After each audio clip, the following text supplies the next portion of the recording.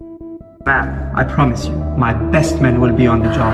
I have a request. मैं India से एक ऑफिसर भेजना चाहती हूँ जो इस केस में आपकी मदद करेगा. I don't think that is necessary. Don't worry about that. उसके काम करने का तरीका सबसे अलग है. हिल पे गए बालांट. तू कौन है? Merciless assassin. Brain killer. Afghanistan में क्या हालात हैं इस बारे में अब कुछ कहने की तो जरूरत नहीं है. अमेरिकी सेनाओं के जाने के बाद से अब यहाँ पर तालिबान की सरकार है और 2 दशक के बाद एक बार फिर से काबुल की चाबी तालिबान के हाथ में है. अफगानिस्तान वो देश है जिसे साल 1990 के दशक में ग्रेवयार्ड ऑफ एम्पायर्स कहा गया. ये शायद दुनिया का वो अकेला देश होगा जहाँ पर शांति ज्यादा समय तक नहीं टिक पाती. युद्ध इस देश का दुर्भाग्य रहा और समय समय पर इस देश ने युद्ध झेले और अब ये फिर से वहीं पहुंच गया है जहां 20 साल पहले था. अफगानिस्तान वो देश है जिसने युद्धों के कई दौर देखे हैं. अफगानिस्तान पर साल 1893 और 1919 में ब्रिटिश शासन ने 3 युद्ध लड़े थे. पहला एंग्लो अफगान वॉर वो युद्ध था जिसमें ब्रिटिश आर्मी बड़ी संख्या में देश में दाखिल हुई. जिस समय सर्दियों में हिंदू कुश की पहाड़ियां बर्फ से ढकी होती हैं, अफगानिस्तान में ब्रिटिश आर्मी ने नरसंहार को अंजाम दिया. साल 1842 में 4500 सैनिकों की मौत हुई और करीब 12,000 आम नागरिकों की मौत हो गई थी. जबकि दूसरा एंग्लो अफगान वॉर 1878 और 1880 के बीच लड़ा गया था.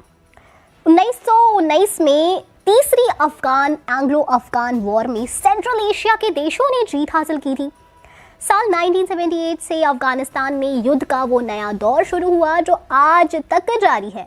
सोलर क्रांति जिसमें तख्ता पलट हुआ था, उसे इस देश में नए तरह के संघर्ष की शुरुआत हुई थी. इसके बाद से एक के बाद कई संघर्ष देश में देखने को मिले. साल 1979 में सोवियत अफगान युद्ध शुरू हुआ और 10 साल के बाद 1989 में जाकर खत्म हो सका. उस समय सोवियत यूनियन ने देश में सत्ताधिकारी people's democratic party of Afghanistan को समर्थन दिया जो देश में सरकार के खिलाफ माहौल को तैयार कर रही थी. सोवियत यूनियन की सेना ने अफगान आर्मी के साथ मिलकर विरोध में मदद की. उस समय जो लड़ाई हुई उसे अफगान मुजाहिदीनों के खिलाफ लड़ा गया युद्ध माना गया.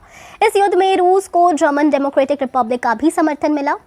अफगान मुजाहिदीन को America, United Kingdom, Pakistan, Saudi Arabia, Egypt और चीन के साथ ही जर्मनी का समर्थन मिल रहा था.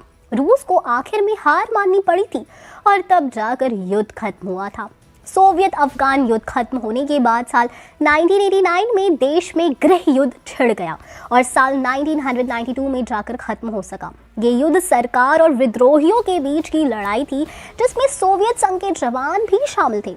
सोवियत संघ ने कभी भी अफगान सरकार की लड़ाई को वित्तीय मदद नहीं की थी, मगर विद्रोहियों को पाकिस्तान और अमेरिका से समर्थन मिल रहा था.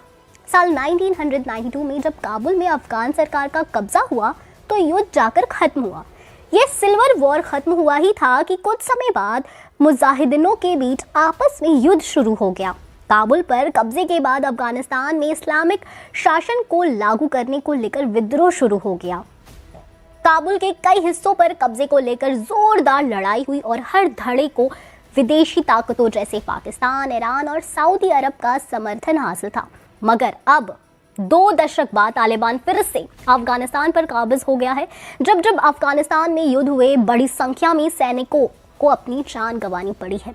एक अनुमान के मुताबिक अफगानिस्तान में पिछले 2 दशकों में लाखों करोड़ों नागरिकों की मौत हुई है. दूसरी ओर स्टैटिस्टा रिसर्च की तरफ से यहाँ हुए युद्ध में मारे गए सैनिकों की संख्या के बारे में बताया गया है. ये आंकड़े साल 1839 से लेकर 2021 तक के हैं. इन आंकड़ों के मुताबिक 2001 से लेकर 2021 तक अमेरिका के ऑपरेशन एंड्यूरिंग फ्रीडम में 2348 अमेरिकी सैनिकों की जान गई है. तो एक ऐसी ही अफगानिस्तान से जुड़ी कहानी मेकर्स रैम्बो मूवी में दिखा सकते हैं. वैसे आप कितने एक्साइटेड हैं रैम्बो मूवी के लिए बताएं हमें कमेंट सेक्शन में.